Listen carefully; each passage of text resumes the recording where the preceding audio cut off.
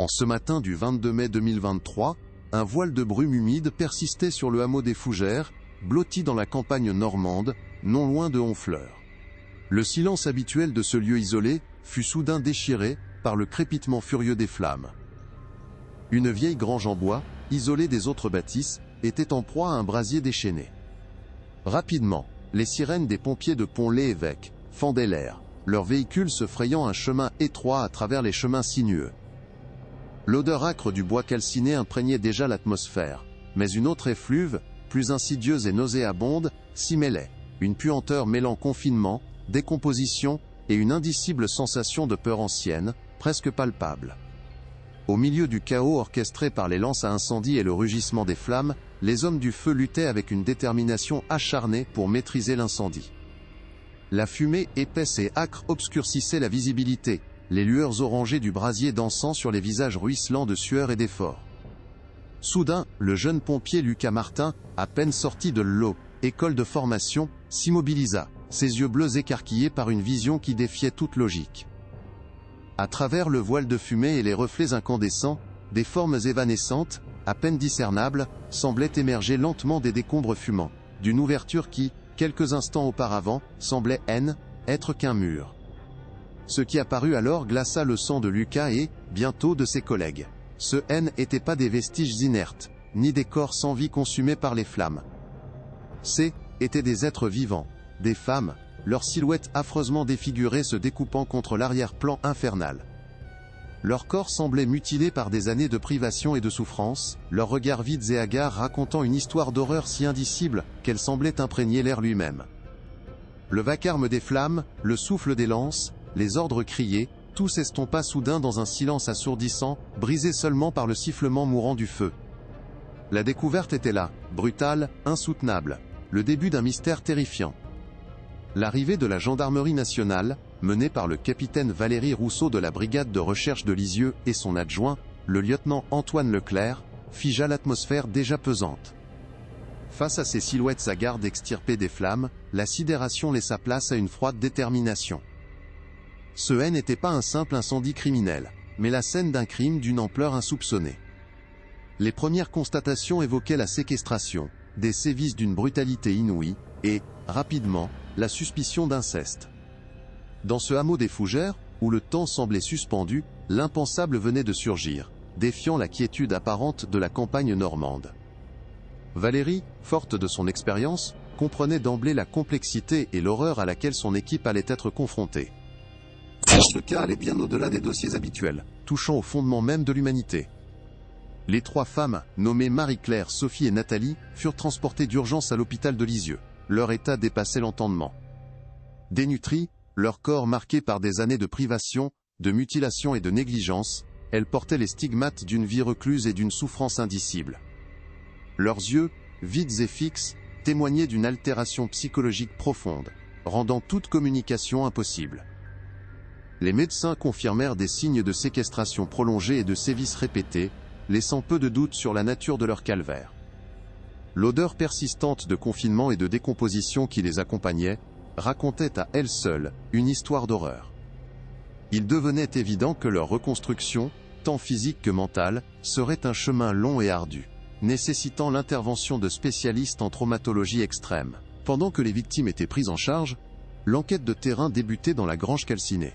Le lieutenant Leclerc, armé des dernières technologies d'investigation, cherchait des indices dans les décombres fumants, tandis que Valéry Rousseau s'efforçait de sonder le mutisme des habitants. Le hameau des Fougères, si pittoresque en apparence, se révélait être une forteresse de silence. Les regards fuyants, les on-dit chuchotés et les haussements d'épaules masquaient une omerta tenace, typique de certaines communautés rurales françaises, où les affaires de famille se règlent en interne, loin des regards extérieurs. Comment un tel secret avait-il pu être gardé pendant des décennies, à quelques kilomètres seulement de Honfleur, un haut lieu touristique? La question hantait les esprits des enquêteurs. L'affaire, d'une gravité exceptionnelle, interpellait immédiatement le cadre juridique français. La séquestration, punie par l'article 224-1 du Code pénal, et les violences ayant entraîné des mutilations, aggravées par le lien de parenté selon l'article 222-22, constituaient des crimes passibles de lourdes peines. Cependant, la question de la prescription des faits, pour des crimes étalant sur des décennies, allait être un enjeu juridique majeur, bien que la nature continue de la séquestration pût contourner cette difficulté.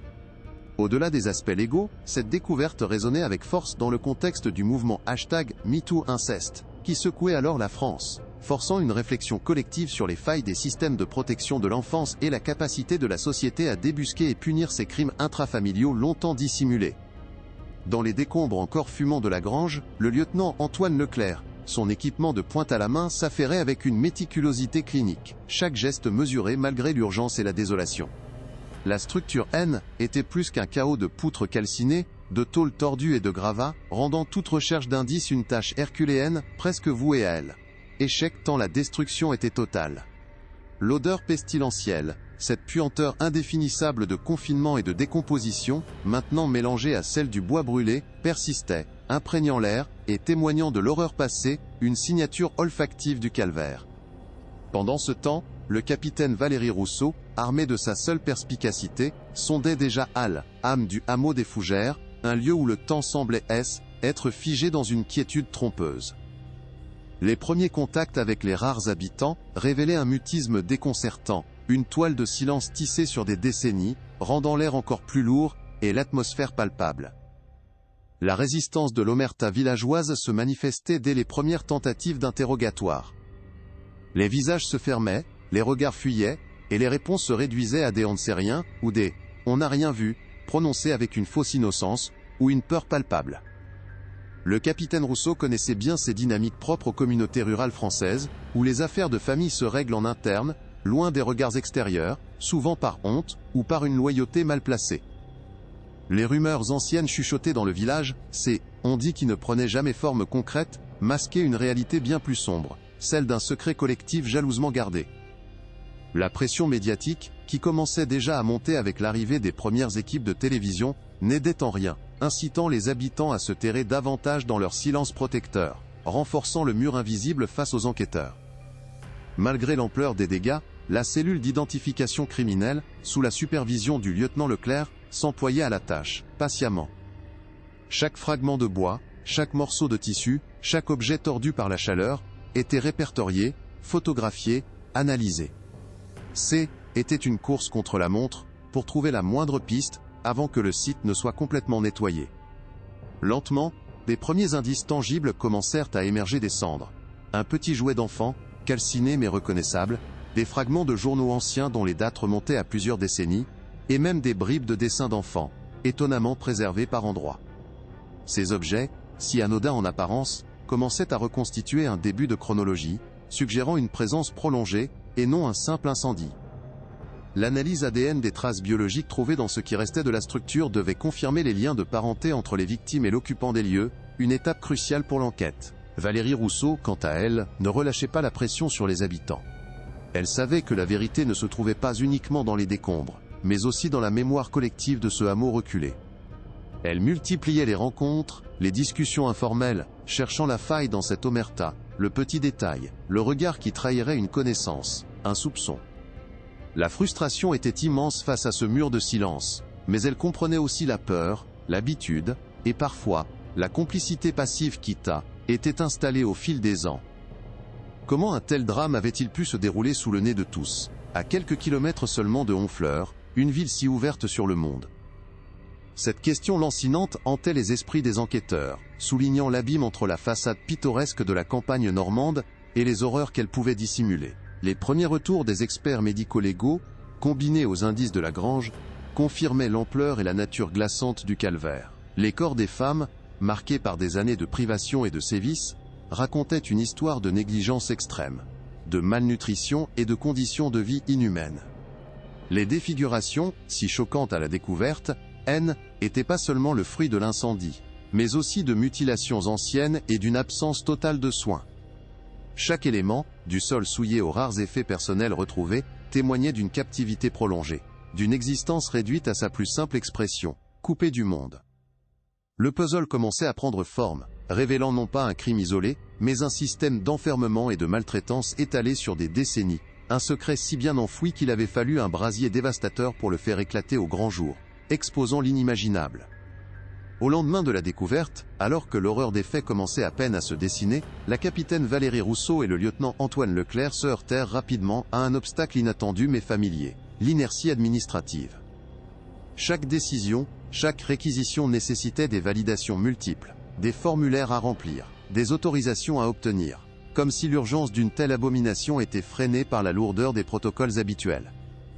La scène de crime, d'une complexité sans précédent, exigeait des moyens hors normes, des équipes spécialisées de la gendarmerie scientifique, des experts en psychotraumatologie, et une logistique lourde pour sécuriser et analyser la grange. Valérie sentait la pression monter, consciente que chaque heure perdue risquait de compromettre des indices cruciaux, et de retarder la prise en charge vitale des victimes. La résistance ne venait pas seulement de la bureaucratie, mais aussi, plus subtilement, de certaines sphères d'autorité locale. Le capitaine Rousseau percevait une réticence à accepter l'ampleur du drame, comme si l'idée même qu'un tel crime puisse se dérouler dans la paisible campagne normande, était une offense à l'image du territoire.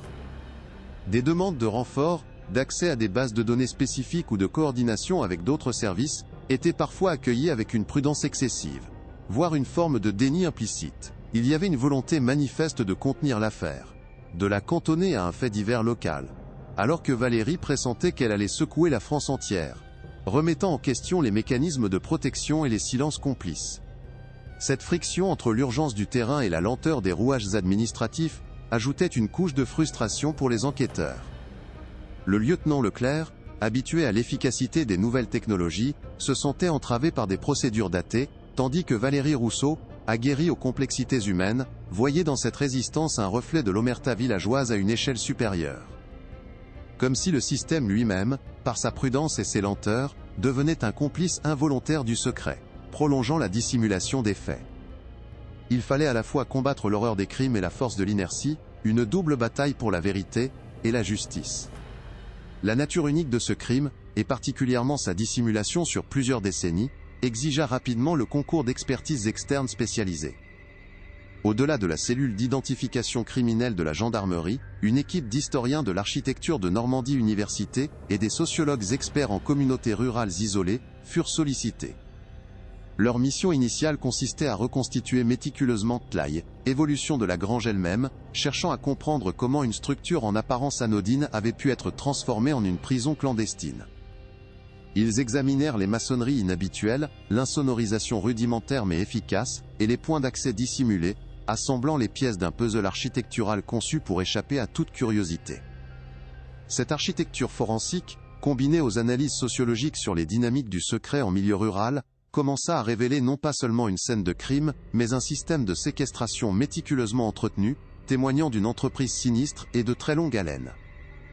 L'ampleur de la manipulation spatiale et temporelle était stupéfiante, repoussant les limites de ce que les enquêteurs avaient initialement imaginé. Elle, écho de cette affaire, si singulière et si effroyable, ne tarda pas à franchir les frontières du hameau endormi. Les premières équipes de journalistes d'investigation, alertés par les rares fuites et l'ampleur inédite des faits, convergèrent vers les fougères, bien déterminés à percer le mystère. Loin des caméras de télévision généralistes qui se contentaient de l'aile, écume de l'actualité immédiate, ces reporters spécialisés, souvent rompus aux enquêtes de faits divers complexes et aux dynamiques locales, commencèrent à sonder les profondeurs de la mémoire collective locale. Ils ne cherchaient pas seulement le scoop sensationnel, mais les non-dits, les chuchotements anciens, les anecdotes marginales, qui, assemblées, pourraient former un tableau plus complet et révélateur. Leur méthode, parfois plus directe, parfois plus patiente et insidieuse, parvinrent à faire émerger des témoignages parcellaires de voisins éloignés, d'anciens postiers, ou de livreurs qui avaient pu, au fil des décennies, percevoir des signaux faibles, des anomalies troublantes, dans le quotidien trop tranquille de ce coin reculé de Normandie. Ces regards extérieurs, qu'ils soient universitaires ou journalistiques, permirent de contextualiser l'omerta qui asphyxiait l'enquête de terrain. Les historiens rappelèrent les précédents de secrets de famille jalousement gardés dans les campagnes françaises, où la solidarité villageoise pouvait parfois se muer en une forme de complicité passive face à l'indicible, par peur ou par honte. Les journalistes, eux, n'hésitaient pas à dresser des parallèles avec d'autres affaires de séquestration ou d'inceste systémique révélées en France, soulignant que les fougères, loin d'être une anomalie isolée, s'inscrivaient dans une lignée sombre de faits cachés, souvent exacerbés par l'isolement géographique et une culture du respect, ou de la peur, des figures d'autorité locale. Cette mise en perspective nationale et historique renforçait la conviction de Valérie Rousseau que l'affaire dépassait largement le cadre d'un simple dossier criminel. Elle touchait à des mécanismes sociétaux profonds, des failles systémiques longtemps ignorées ou minimisées. L'arrivée de ces acteurs extérieurs, si elle ajoutait une pression médiatique parfois encombrante et difficile à gérer pour la gendarmerie, offrait également de nouvelles perspectives cruciales aux enquêteurs. Le lieutenant Leclerc, initialement sceptique face aux théories des universitaires, dut reconnaître la pertinence des analyses structurelles de Lagrange, qui confirmaient l'ingéniosité perverse de l'agresseur, pour dissimuler son crime odieux. Valérie Rousseau, quant à elle, s'appuya sur les éléments récoltés par les journalistes, ces bribes de rumeurs persistantes, ces confidences anonymes, pour orienter ses propres interrogatoires, confrontant les habitants à des détails qu'ils pensaient oubliés ou ignorés de tous. Il ne s'agissait plus seulement de preuves tangibles et matérielles, mais d'une compréhension plus fine des dynamiques humaines, et des silences qui avaient permis l'impensable. La collaboration, bien que souvent non officielle et informelle, entre ces différentes sphères d'expertise, commença à fissurer le mur de l'indifférence. Cette pression multidimensionnelle, celle de l'enquête policière implacable, des révélations d'experts et de l'insistance médiatique acharnée, commença, lentement mais sûrement, à éroder la cohésion de l'omerta villageoise. Des appels anonymes parvinrent à la gendarmerie, des lettres sans signature furent déposées dans des boîtes aux lettres éloignées, des bribes d'informations furent glissées à l'oreille de journalistes tenaces, lors de rencontres discrètes. Les habitants, confrontés à l'horreur exposée au grand jour, et à l'implacable curiosité extérieure qui ne faiblissait pas, virent leur certitude vaciller sous le poids de la vérité. La honte, la peur des représailles, mais aussi une forme de soulagement inavoué de voir enfin la vérité émerger, commencèrent à transformer le mutisme généralisé en un murmure hésitant. Ce N n'était pas encore le flot d'aveux espéré par les enquêteurs, mais les premières fissures apparaissaient clairement dans cette forteresse de silence, annonçant que le secret des fougères, si longtemps enfoui, ne pourrait plus tenir indéfiniment. Au cœur des décombres, alors que la patience des enquêteurs était mise à rude épreuve par l'ampleur de la destruction, une découverte inattendue vint bouleverser le cours de l'enquête. Sous une épaisse couche de gravats et de bois calciné, le lieutenant Leclerc et son équipe mirent au jour un compartiment secret, dissimulé sous un pan de mur qui avait miraculeusement résisté aux flammes les plus intenses. Ce N n'était pas un simple vide, mais une alcôve rudimentaire, dans laquelle gisait, à l'abri de l'humidité et du feu, un vieux carnet à spirale, son cuir moisi, mais son contenu encore lisible. L'odeur de renfermé, si caractéristique du lieu, semblait y être encapsulée, comme un parfum macabre du passé. Ce carnet, à première vue anodin, allait se révéler être la première véritable brèche dans l'omerta, qui protégeait depuis si longtemps le secret des fougères, pointant du doigt une histoire bien plus ancienne que les enquêteurs ne l'avaient imaginé. Les pages jaunies du carnet, écrites d'une main ferme et méthodique, révélaient une chronologie glaçante des événements, étalant sur plusieurs décennies. Il ne s'agissait pas de simples notes, mais d'une sorte de journal intime, tenu par Gérard Dubois lui-même. Chaque entrée, rédigée avec une précision clinique, décrivait le quotidien des femmes séquestrées, les aménagements successifs de la grange pour les maintenir à l'isolement, et, de manière plus insidieuse, les règles de leur captivité. Mais c'est la mention répétée de noms et de dates, celle des naissances des jeunes femmes, et des allusions à leur apprentissage, forcé, qui confirma l'horreur de l'inceste systémique. Ce document macabre, véritable confession posthume, levait le voile sur la personnalité perverse de l'agresseur, transformant la grange en un théâtre de l'indicible, méthodiquement orchestré. La découverte de ce carnet fut un choc sismique pour l'enquête. Non seulement il corroborait les premières intuitions des enquêteurs quant à la nature des sévices et la durée de la séquestration, mais il identifiait sans équivoque Gérard Dubois, comme le cerveau et l'exécuteur de cette entreprise diabolique. Le lieutenant Leclerc, initialement focalisé sur la seule scène de crime matériel, fut confronté à l'horreur des mots, à la froideur d'une planification qui défiait l'entendement. Pour le capitaine Rousseau, ce journal intime était une clé, une arme psychologique pour fissurer davantage l'omerta du hameau.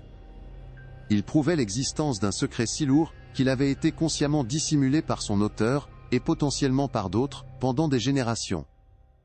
La vérité, désormais gravée sur ces pages, allait obliger les habitants à regarder en face l'abîme qui, était ouvert sous leurs pieds.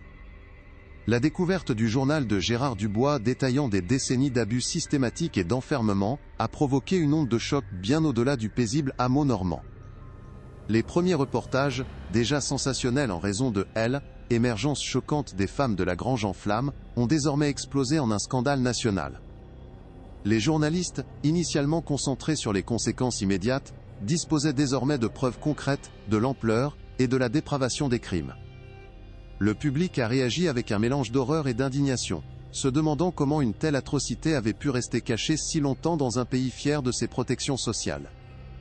Les réseaux sociaux se sont enflammés, exigeant des réponses et des comptes, exerçant une pression immense sur les enquêteurs et les autorités locales. Le récit est passé d'une tragédie locale à une profonde mise en cause sociétale. Poussés par cet intense intérêt public, des journalistes d'investigation, souvent travaillant indépendamment des canaux policiers officiels, ont plongé plus profondément dans le passé des fougères. S'appuyant sur les détails tirés du journal de Dubois, ils ont déterré d'anciens registres fonciers, interrogé des parents éloignés et recoupé des archives locales oubliées. Ces efforts ont révélé un schéma troublant, des signes subtils, presque imperceptibles, des modifications inhabituelles de la grange au fil des ans, et une curieuse absence de la famille Dubois des événements communautaires, balayés par les voisins comme une simple réclusion. Des experts en sociologie rurale et en architecture historique, désormais impliqués dans le débat public, ont souligné comment le tissu même de la vie villageoise traditionnelle, sa nature insulaire et son respect de la vie privée, pouvaient par inadvertance devenir un bouclier pour l'indicible. La cascade de révélations médiatiques et d'analyses d'experts a contraint la gendarmerie à élargir son champ d'action, allant au-delà de la scène de crime immédiate pour scruter la communauté. Le capitaine Rousseau, reconnaissant la valeur stratégique de cette pression extérieure, a utilisé les détails nouvellement découverts pour réinterroger les villageois réticents, les confrontant à des incohérences dans leurs déclarations précédentes. Les entrées du journal, désormais connues du public, servaient de preuves irréfutables, rendant plus difficile pour quiconque de maintenir une façade d'ignorance. Cet examen externe a également conduit à un examen plus approfondi des dossiers administratifs, se demandant pourquoi les absences scolaires, les problèmes de santé ou le manque d'intégration sociale des jeunes filles du bois n'avaient jamais été signalés par les services sociaux ou les institutions locales. L'attention est passée de la simple identification de l'agresseur à la compréhension des défaillances systémiques qui ont permis des décennies d'abus. Sous ce projecteur implacable, le silence collectif des fougères commença à se fracturer. La honte d'être associé à un crime aussi monstrueux, couplé à la peur d'être impliqué comme complice passif, commença à l'emporter sur la loyauté et la discrétion. Les chuchotements se transformèrent en confidences hésitantes, d'abord anonymement, puis, pour quelques-uns, sous le sceau du secret. Un ancien facteur âgé se souvint d'un horaire particulier de livraison à la grange, toujours à des heures inhabituelles. Une institutrice à la retraite se rappela une brève rencontre troublante avec une jeune fille retirée qui n'apparut plus jamais. Ces témoignages fragmentés, autrefois considérés comme de simples potins de village sans importance, prenaient désormais une nouvelle signification. Le mur de l'omerta, longtemps impénétrable, montrait enfin ses premières fissures béantes, annonçant que le poids de la vérité allait enfin s'abattre sur le hameau. La confrontation tant attendue entre le capitaine Valéry Rousseau et Monique Dubois atteignit son paroxysme dans la salle d'interrogatoire, un lieu stérile où le poids des décennies de silence semblait peser sur chaque mot. Acculée par les preuves irréfutables tirées du journal de Gérard et les témoignages fragmentés qui commençaient à émerger, la vieille femme, malgré son apparence frêle, opposa d'abord un déni farouche. Mais sous la pression méthodique de Valéry, les fissures apparurent. Ce ne fut pas un aveu de repentir, mais une révélation glaçante de la dynamique familiale tordue.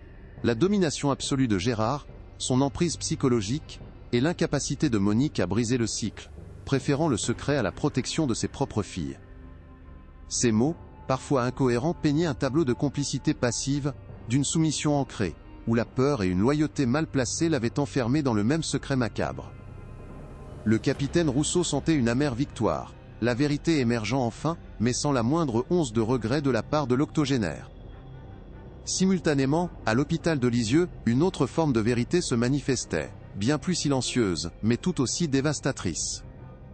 Sous le regard attentif du docteur, Émilie Moreau, Marie-Claire, l'aînée des sœurs, entreprit un acte d'une profonde signification. Après des jours de mutisme, son regard vide s'anima d'une étincelle troublante. À l'aide d'un simple crayon et d'une feuille de papier, ses mains tremblantes esquissèrent une forme rudimentaire, une silhouette masculine menaçante, et au-dessus, un nom, écrit avec difficulté mais lisible. Papa. Ce dessin, si simple dans son exécution mais si puissant dans son message, était la désignation claire de son bourreau, Gérard Dubois. C était un témoignage muet, direct, qui transcendait la nécessité des mots et venait renforcer, de la voix même de la victime, l'horreur des faits révélés par le journal. L Émotion submergea la psychiatre, consciente d'assister à un moment de libération, même si le chemin restait immense. Ces deux révélations, distinctes dans leur forme, mais convergentes dans leur substance, constituèrent le véritable point culminant de l'enquête. Les aveux partiels de Monique Dubois, teints de son propre déni et de sa soumission, et le témoignage graphique de Marie-Claire, empreint de la pureté de sa souffrance, se superposaient, pour former une image d'une clarté brutale.